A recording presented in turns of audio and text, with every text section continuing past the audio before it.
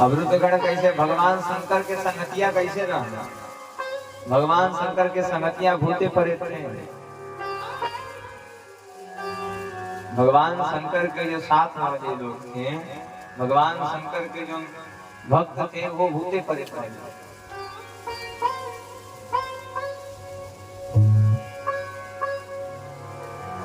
ब्रह्मा जी ने रुद्रगणों को भेजा, जाइए जा करके सृष्टि करी। और रुद्रगण सृष्टि करने के लिए आते हैं, क्या कर रहे हैं? अब भूत प्रेत के तर लड़का पैसा जन्माई। आदमी जैसा रहता है वैसा ही न सोचता है। अब जो भूत प्रेत वाला भूते प्रेत के जन्म ही, भूते प्रेत जैसा नहीं।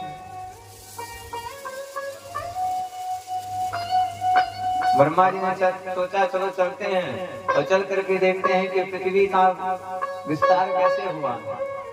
ब्रह्मा जी पृथ्वी को देखने के लिए आ रहे हैं। क्या देख रहे हैं? ब्रह्मा जी देख रहे हैं कि कौनों के को हाथ नहीं बा और कौनों के पूरा दहिए हाथ। किसी का एक भी आंख नहीं है, लेकिन किसी के पूरे शरीर में आंख ही आंख। ब्रह्मा जी ने रुद्र जी को कहा, रुक जाइए महाराज, अरे आप ऐसी सृष्टि करेंगे तो सृष्टि में कौन रहेगा, कौन आएगा? सृष्टि में कौन रहेगा, कौन आएगा? ब्रह्मा जी ने रुद्रगणों को मना कर दिया, कहीं नहीं जाना, नहीं रहिए। अब फिर ब्रह्मा जी आते हैं तो ब्रह्मा जी एक पुत्री को जन्म देते हैं।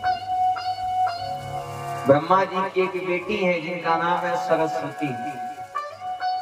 ब्रह्मा जी की बेटी के का नाम, ब्रह्मा जी के लेकिन का नाम सरस्वती। हाँ सरस्वती ना, सरस्वती सरस्वती का सरस्वती चटपटी ना, सरस्वती ये कहते हैं चटपटी।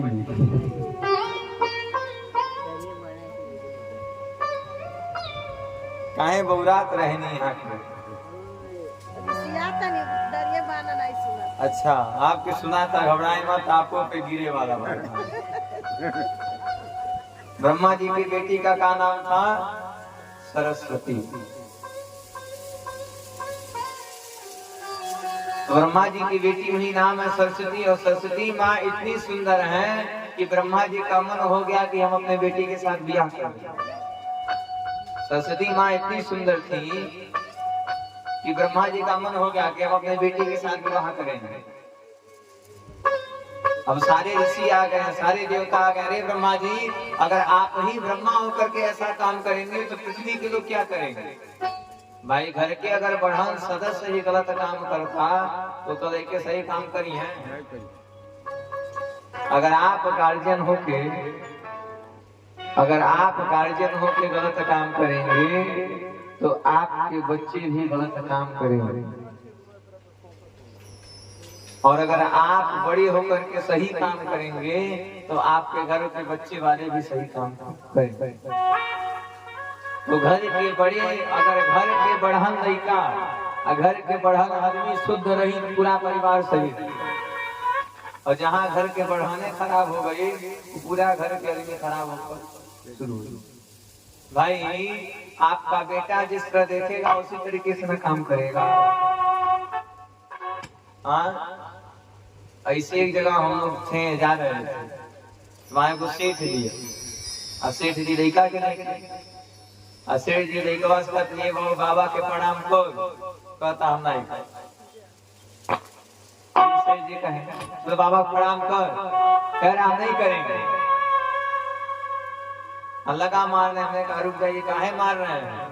कह रहे महाराज जी देखिए यही जगह तुम बाबा प्रणाम करे, लेकिन प्रणाम नहीं करते। हम कहनी जैसा सीखी वैसा नहीं न करी। तू प्रणाम कैला, तू प्रणाम कैला था तो लड़को प्रणाम। जब आप ही प्रणाम नहीं किए हैं तो आपका बच्चा प्रणाम कहाँ से करेगा? अगर आप गोड़ लागम के नाती देखी कि बाबा गोड़ लगले बन हम गोड़ नाग, और आपे नहीं लागम तो धैर्य लागी कई बउआ नहीं लगले बा हम नहीं लागे।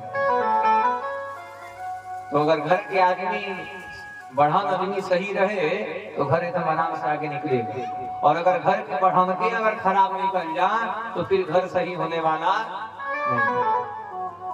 तो सारे ऋषि महर्षि आ गए, लोग आके लगे कहने के हे ब्रह्मा जी, और आप जगत पिता हैं, और आप जगत पिता होकर करे अगर आप ही अपनी बेटी के साथ विवाह कर लेंगे तो बताइए सृष्टि के लोग क्या करेंगे। देवी देवता कह दिए कि तुम पिता रूप यह पुत्री है। हे ब्रह्मा जी, आप पिता हैं और ये आपकी पुत्री है, इस बात को ध्यान दीजिए। तुम पिता रूप यह पुत्री है, यदि यही नियम बन जाएगा। हे ब्रह्मा जी, आप पिता हैं और ये आपकी पुत्री है, अगर आप विवाह कर लेंगे तो आज से यह नियम बन जाएगा, और अगर यह नियम बन गया तो सोचिए सृष्टि का क्या होगा।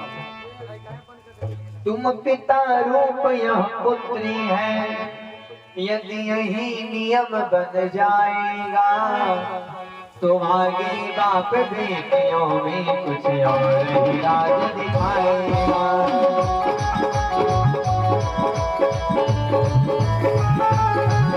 तो आगे बाप बेटियों में कुछ और ही राज दिखाएगा।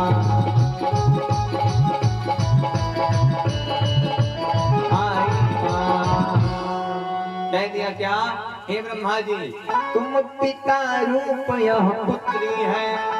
अरे ब्रह्मा जी, आप पिता हैं और ध्यान मत भटकाइए, आपकी बेटी सरस्वती है। अगर आप ही अपनी बेटी के साथ विवाह कर लेंगे, आप तो जगत के पिता हैं। संसार वाले कहेंगे जब ब्रह्मा जी अपनी बेटी से विवाह कर दिए तो हम कहें नहीं, और जब आप ही गलत काम करेंगे तो संसार वाले तो गलत करवे करेंगे। अगर देवता हो करके गलत काम करें तो आप नहीं गलत करो, जब कौन भगवान कहने तो हम, और जब भगवान सही रहेंगे और अगर भगवान सत्य के रास्ते पे चलेंगे तो भक्त भी कहेगा कि भगवान सच्चाई पे चले हैं, हम उस सच्चाई में चले। हे ब्रह्मा जी, तुम पिता रूप यह पुत्री है, यदि यही नियम बन जाएगा तो सुन लीजिए, आगे यानी कि जो कलयुग आने वाला है, आगे बाप बेटियों में कुछ और ही राज दिखाएगा। अगर आप ही अपनी बेटी के साथ विवाह कर लेंगे तो कलयुग लगने वाला है, कलयुग के सब पिता अपनी बेटी के साथ विवाह करना शुरू करेंगे। ब्रह्मा जी को बात बहुत अंदर तक लगा, ब्रह्मा जी को बड़ा ग्लानि हुआ, ब्रह्मा जी को बड़ा दुख हुआ। ब्रह्मा जी के लगे सोचने कि क्या फायदा इस शरीर को धारण करके, जो आज मैं इतना गलत काम करने जा रहा था। अरे मैं पिता होकर के अपनी बेटी के साथ विवाह करने जा रहा था, क्या फायदा हमको ब्रह्मा बनकर। ब्रह्मा जी को ग्लानि हुआ, बड़ा कष्ट हुआ। अब ब्रह्मा जी ने तुरंत अपने शरीर का त्याग न नहीं रहेगा ना फिर त्याग होगा। फिर ब्रह्मा जी दूसरे शरीर को धारण करते हैं, और आज ब्रह्मा जी सृष्टि करने का विचार बनाया, चलो चलते हैं सृष्टि कर रहे हैं। तब तक ब्रह्मा जी अपने दाएं अंग से मनु जी महाराज और बाएं अंग से शत्रुपाल को भेज रहे हैं। कह दिया कि दाएं बाएं अंग से की सृष्टि पुरुष और नारी की, सतरूपा नाम दुलारी की, मनुघृत अधिकृत अधिकारी की। सुनो ब्रह्मा जी, ब्रह्मा जी के दाहिने अंग से मनु जी महाराज और बाएं अंग से शत्रुपा रानी। अच्छा, इस पृथ्वी के प्रथम नारी और पुरुष कौन है? ये धरती के पहला मरेला मेहरारू के रहो, बताइए आप। जजमान जी, मैसिया पे ध्यान चल जाता था। ये पृथ्वी के प्रथम पुरुष और नारी कौन? पहला बारी पृथ्वी पर पहला मर्द मेहरारू के आ गया।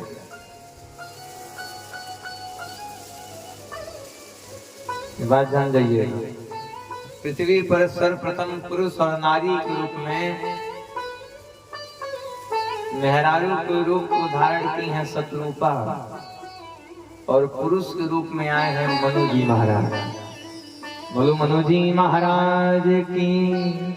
मनु जी महाराज ही इस संसार के सर्वप्रथम व्यक्ति हैं जो पृथ्वी पर आए हैं।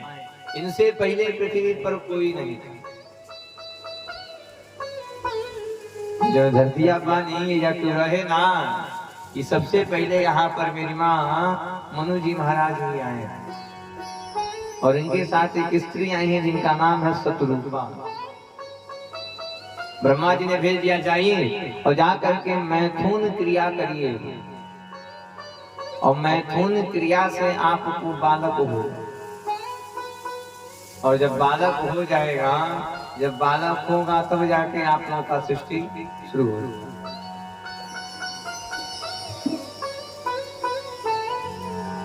शत्रुपा आती हैं, मनु जी महाराज आते हैं। मैथुन क्रिया से यह लोग, मैथुन क्रिया से मनु जी महाराज जो हैं उनकी 3 पुत्री हो रही हैं। मनु जी महाराज की 3 लड़की और 2 लड़के। 3 लड़की कौन कौन? पहली लड़की है आकृति, देवहूति और प्रसूति। मनु जी महाराज के 3 लड़की नहीं, 2 लड़के। जजमान जी ध्यान बांधो, मनु जी महाराज के को लड़का? हाँ 5 गो। हाँ यहाँ के याद पहले वाली, हाँ याद देवे पड़ी। 3 गो लड़की या 2 लड़के।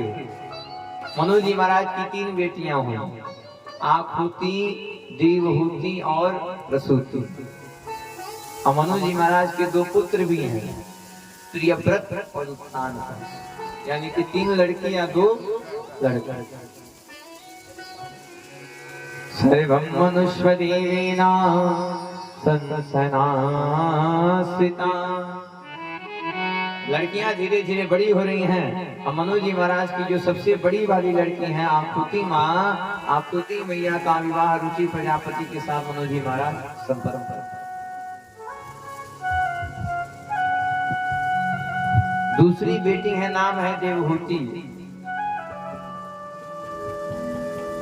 मनु जी महाराज बड़े चिंतित हैं कि पहली लड़की का विवाह कर दिए हैं और कोई सुयोग्य वर मिल जाए तो वो अपने मझली लड़की का भी विवाह कर। तो मझली लड़की का विवाह करने के लिए मनु जी महाराज एक अच्छे वर की खोज कर रहे हैं। हर एक माँ बाप यही सोचते हैं कि हम अपने से बढ़िया घर में अपने बेटी का विवाह करें। हर एक माई बाप ये सोचे कि हम अपने से बढ़िया अपने बेटी के विवाह करें, अपने घर से बढ़िया अपनी बेटी का विवाह करें। मेरी माँ मनु जी महाराज अपनी बेटी के विवाह के लिए चिंतित है। मनु जी महाराज सोच रहे हैं कि कोई बढ़िया सुयोग वर मिल जाए जिस वर के साथ हम अपनी बेटी का विवाह करते। मनु जी महाराज वर के चिंता में खूब जंगल जंगल घूम रहे हैं कि कहीं कोई ऋषि सन्यासी मिल जाएंगे जिनके साथ विवाह हो जाए। तब तक मनु जी महाराज को एक बाबा दिख रहे हैं। यह कोई साधारण ऋषि नहीं है, यह ऋषि जो है यह करदम जी ही महाराज आकर के बैठ गए। करदम ऋषि को देखा मनु जी महाराज। मनु जी महाराज को पता था इस जंगल में एक ऋषि रहते हैं जिनका नाम है करदम जी। और मनु जी महाराज जान रहे हैं यह कोई साधारण ऋषि नहीं है, यह बहुत बड़े तपस्वी महाराज है। यह बहुत बड़े तपस्वी महाराज हैं, यह कोई साधारण नहीं है। मनु जी महाराज करदम जी के चरण में गिर गए, हे महाराज अरे कृपा करके हमारी बेटी के साथ विवाह कर लीजिए। करदम ने कहा, हे महाराज हम ठहरे सन्यासी, हम ठहरे साधु, हम साधु हो गए, विवाहिक चक्कर में कहां फंसे। मनु जी महाराज आज करदम जी को गृहस्थ आश्रम का उपदेश दे रहे हैं। कौन से आश्रम का? गृहस्थ आश्रम। जिस घर में हम लोग हैं, जिस परिवार में हम लोग हैं, यह भी एक प्रकार का आश्रम है और इस आश्रम का नाम है गृहस्थ आश्रम। 4 आश्रम होता है। बाल्य, जो लोग आश्रम में पढ़ने जाते हैं, वृद्धाश्रम, विद्यालय में पढ़ने के लिए। दूसरा होता है गृहस्थ, तीसरा होता है वानप्रस्थ, कई लोग जंगल में नहीं जाकर तपस्या करेंगे लोग, उनको वानप्रस्थ आश्रम कहा जाता है। और चौथा है संन्यास। 4 आश्रम बताया गया। तो मनु जी महाराज कह रहे हैं कि हे महाराज, भले ही आप साधु जी महाराज हैं, लेकिन एक बात जान जाइएगा, अगर संसार के भव सागर से पार होना है तो गृहस्थी को अपनाना पड़ेगा। अगर एक ही बार आप सोचिए कि बहुत बड़े सन्यासी बन जाएं, तो एक ही बार कोई सन्यासी बनने वाला नहीं। अच्छा ही बताइए, एक ही बार 10 तल्ला मकान बन जाएगा? सोचिए कि एक बार 10 तल्ला बना दी, भले पैसा है, लेकिन एक ही बार में बनने वाला नहीं। घर बनाने का भी नियम है, पहले नीचे की मजबूत किया जाता है, पहले नीचे का नींव भरा जाता है, नींव मजबूत हो जाता है, तब जाके उसके ऊपर घर बनाया जाता है। मेरी माँ, जिस प्रकार से बच्चा जन्म लेता है तो धीरे धीरे बढ़ता है, उसी प्रकार से हमारा और आपके अंदर भी धीरे धीरे भक्ति और धीरे धीरे संन्यास का लक्षण आना शुरू होगा। अब आप सोचिए कि कई बार कृपा हो जाए और आप सन्यासी हो जाएं, तो सन्यासी होने वाले नहीं। अगर संत बनना है, अगर भक्तिन बनना है, अगर भक्त बनना है, तो भगवान का धीरे धीरे पूजा करना शुरू करना पड़ेगा। अच्छा, क्यों कह दे कि जाइए 4 घंटा लगातार पूजा करिए, कर पाएंगे? आदत न रहे तो 4 घंटा का पूजा हो जाएगा, और आदत रहे तो आदत रहेगा तो हो जाएगा ना मेरी माँ। और आदत ना रहे तो तब तो 10 मिनट लगी, जल्दी से दिखाएंगे भाग में। 4 घंटा पूजा करने वाले को जो आदत है वो एक ही बार में नहीं लगा होगा, उसको धीरे धीरे करना पड़ा होगा,